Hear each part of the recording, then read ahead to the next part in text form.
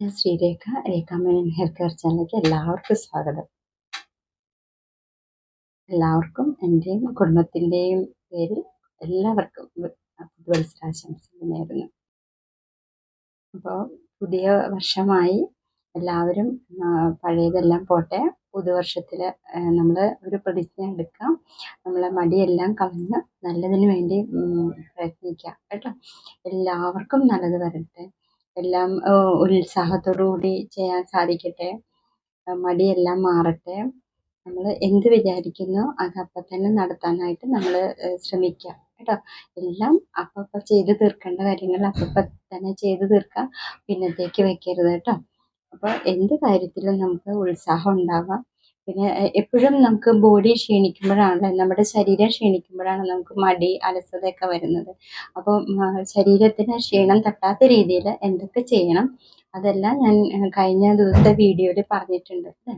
അപ്പോൾ നീർക്കെട്ട് കുറയ്ക്കാനും നീർപ്പിടുത്തം ഇല്ലാതിരിക്കാനുമായിട്ട് നമ്മൾ എന്താ ചെയ്യേണ്ടത് എന്നെല്ലാം അതിനെക്കുറിച്ച് പറഞ്ഞിട്ടുണ്ട്. ഡയറക്റ്റ് കാറ്റ് കൊള്ളാൻ ചിലർക്ക് പറ്റില്ല. ഫാനിൻ്റെ കാറ്റൊക്കെ കൊള്ളുമ്പോൾ പിറ്റേ ദിവസത്തേക്ക് നീർപ്പിടുത്തം ഉണ്ടാകും, ഭയങ്കര ബുദ്ധിമുട്ടായിരിക്കും അല്ലേ, എണീക്കാനൊക്കെ വിഷമമായിരിക്കും. അപ്പോൾ അങ്ങനെയുള്ളവർ ഡയറക്റ്റ് കാറ്റ് കിട്ടാത്തടുത്ത് നീങ്ങിക്കിടക്കുക, അതല്ലെങ്കിൽ കൊതുക് വല ഇടാം, എന്നിട്ട് അതിൻ്റെ ഉള്ളിൽ കിടക്കാം, അതൊക്കെ ചെയ്യാം.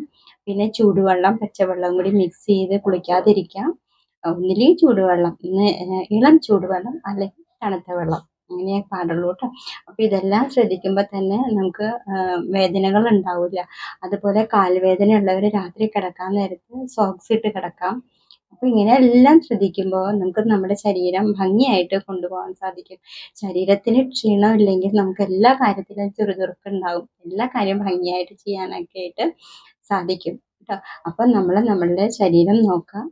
ശരീരം നന്നായാൽ തന്നെ നമുക്ക് എല്ലാത്തിനും ഉന്മേഷം ഉത്സാഹമൊക്കെ കാണും. അപ്പോൾ എല്ലാവരും ഈശ്വരനെ വിശ്വസിച്ച് ഈശ്വരനെ കൂടെ കൊണ്ടു നടക്കുക കേട്ടോ. ഈശ്വരനെ മുൻനിർത്തി എല്ലാ കാര്യങ്ങളും ഭംഗിയായിട്ട് ചെയ്യാം. നമ്മളുടെ കാര്യങ്ങളെല്ലാം നടക്കും, എല്ലാം നേട്ടങ്ങളുണ്ടാവും. അപ്പോൾ ഓരോരുത്തർക്കും ഓരോരുത്തരുടെ കുടുംബത്തിനും സമ്പൽ സമൃദ്ധിയും നേട്ടവും സന്തോഷവും ഉണ്ടാവട്ടെ എന്ന് ഞാൻ പ്രാർത്ഥിക്കുന്നു കേട്ടോ. അപ്പോൾ എല്ലാവർക്കും നല്ലത് വരട്ടെ. എല്ലാവരും പറഞ്ഞ പോലെ എല്ലാം ചെയ്യാം കേട്ടോ. സന്തോഷമായിട്ടിരിക്കാം, ഹാപ്പി ആയിട്ടിരിക്കാം കേട്ടോ. ആരും വിഷമിക്കരുത് ഒരു കാരണത്തിലും. നമുക്ക് നമ്മുടെ ഈശ്വരൻ, നമ്മുടെ ഭഗവാനൊക്കെ കൂടെ ഉണ്ട് എന്ന് വിചാരിച്ച് മുന്നോട്ട് പൊക്കോളൂ, എല്ലാ കാര്യവും ഭംഗിയാവും. അപ്പോൾ പുതിയ വർഷം കേട്ടോ, പുതിയ വർഷം എല്ലാവർക്കും ഹാപ്പിനെസ് നൽകട്ടെ എന്ന് പ്രാർത്ഥിച്ചുകൊണ്ട് നിർത്തുന്നു.